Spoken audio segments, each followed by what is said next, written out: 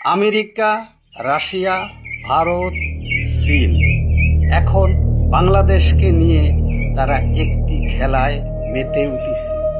আর সেই খেলার প্লেয়ার হয়ে উঠেছে হচ্ছে আমাদের বাংলাদেশের প্রধানমন্ত্রী তারেক জিয়া। কারণ তারেক জিয়া বুঝতে পারতেছে না এই খেলা বল কোথায় যাবে এবং প্ল্যান্টিক শট কিভাবে দেবে।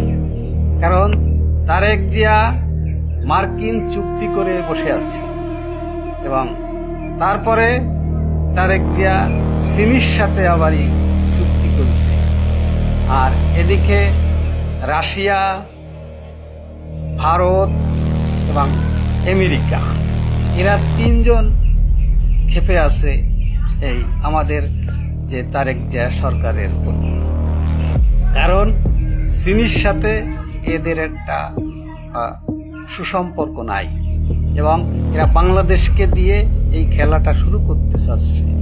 আর সেই খেলায় আগে আমেরিকা আওয়ামী লীগ সরকারকে পছন্দ করতেছে না,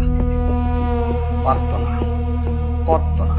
কারণ আওয়ামী লীগ সরকার অনেক সময় আমেরিকার কথা ছুঁড়ে মারত উল্টো।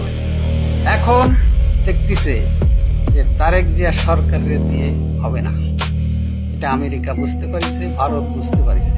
সেই জন্য নতুন করে খেলা মাঠে শুরু হয়ে গেছে অলরেডি আওয়ামী লীগকে নিয়ে। কারণ যে কোনো মূল্যে আমেরিকা এবং রাশিয়া এবং ভারত যৌথভাবে শেখ হাসিনার সরকারকে ফিরে রাজনীতিতে প্রমোট করবে। এটা অনেকে হয়তো বুঝতে পারতেছে না, অনেকে খেলাটা ভাবে নিচ্ছে যে এটা কোনো ব্যাপারই না। আসলে এইটা হলো ব্যাপার। কারণ সার্জিও গোর কেন আমেরিকা ভারতের রাষ্ট্রদূত করে থাকেন, অর্থাৎ তার প্রতি আবার দক্ষিণ এশিয়ার যে রাজনীতি সেই দায়িত্ব তারপরে ডোনাল্ড ট্রাম্প দিয়েছে। ডোনাল্ড ট্রাম্পের একান্ত বিশ্বস্ত। এবং এদিকে দীনেশ ত্রিপাঠী, সে হচ্ছে বাংলাদেশের হাই কমিশনার ভারত।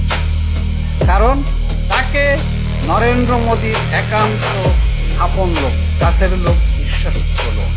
সেই জন্য তাকে বাংলাদেশে হাই কমিশনার হিসেবে এবং ভারতীয় কেন্দ্রীয় মন্ত্রী হিসেবে এই মর্যাদায় তাকে বাংলাদেশে রাষ্ট্রদূত করার মানে এই যে দুই দেশের এক দেশের রাষ্ট্রদূত